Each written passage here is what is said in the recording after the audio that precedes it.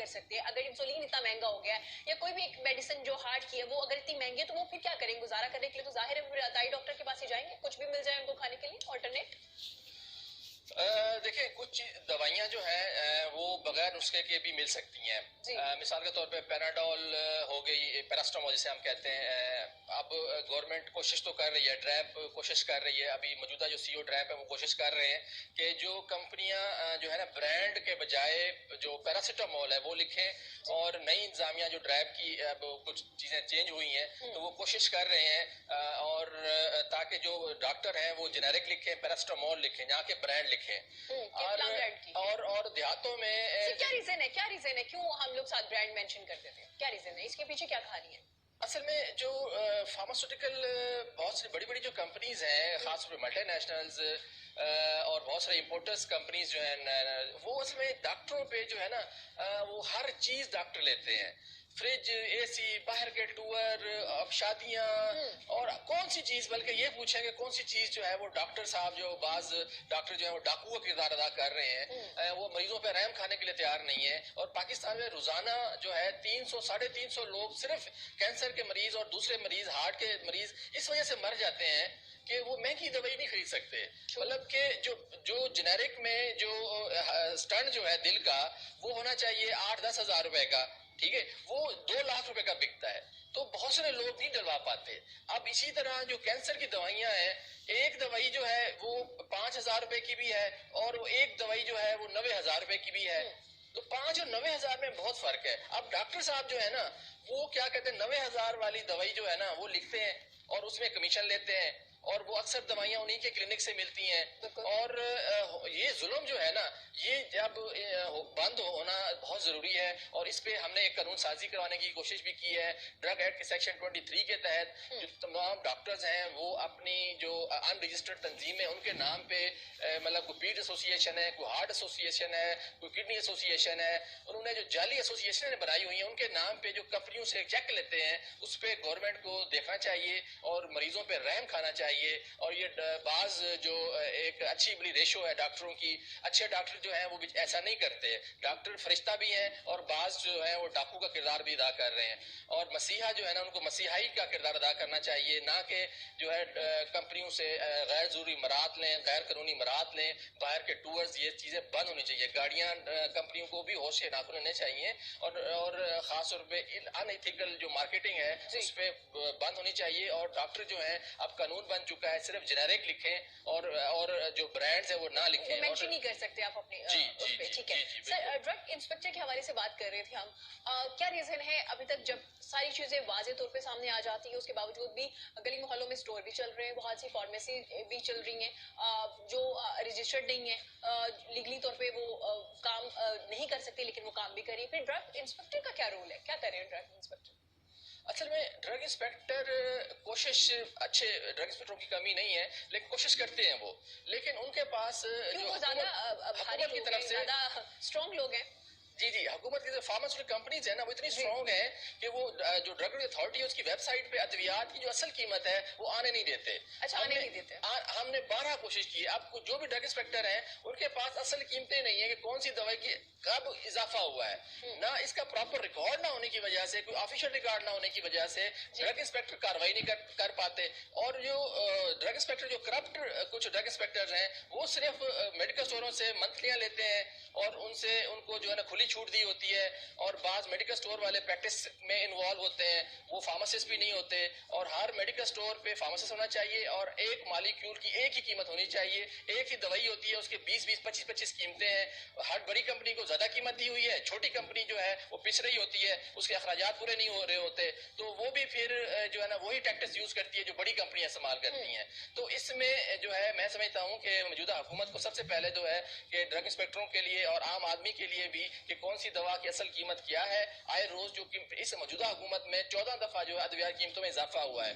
ابھی جو نئے سی او آصف رؤوف صاحب آئے ہیں اس سے میں درخواست کروں گا کہ ادویات کی قیمتیں جو ہے فوری طور پہ ویب سائٹ پہ دیں اور فارماسیوٹیکل کمپنی کی معاونت کریں کہ 17% جو جی ایس ٹی لگایا گیا ہے اس سے ڈرائب جو ہے وہ منسٹری آف فنانس کو جو ہے اور ایف بی آر کو بھی اس کے ساتھ کھڑے ہونا چاہیے. سر کیا سمجھتے ہیں ڈرائب کے جو نئے سی او ہیں جن کا آپ ذکر بھی کر رہے ہیں، یہ نیا انتظامیہ सामने आई है, नई टीम जो काम कर रही है, वो कुछ चीजों को कंट्रोल कर पाएगी या पहले की तरह ही चीजें चलती रहेंगी?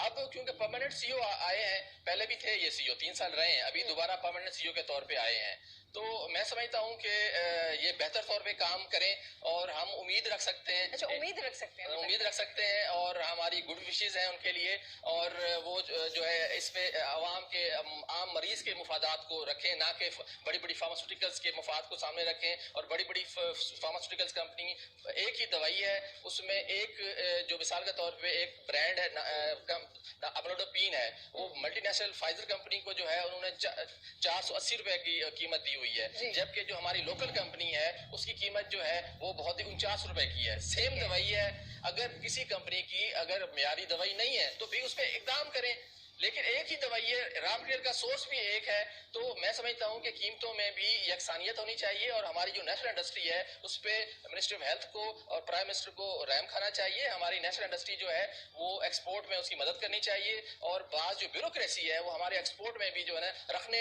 डालती है, और हम एक्सपोर्ट करने से भी कासिर हैं। सर, आपका काफी रोल रहा, बहुत से केसेस आपने किए, बहुत से लोगों को एक्सपोज भी किया।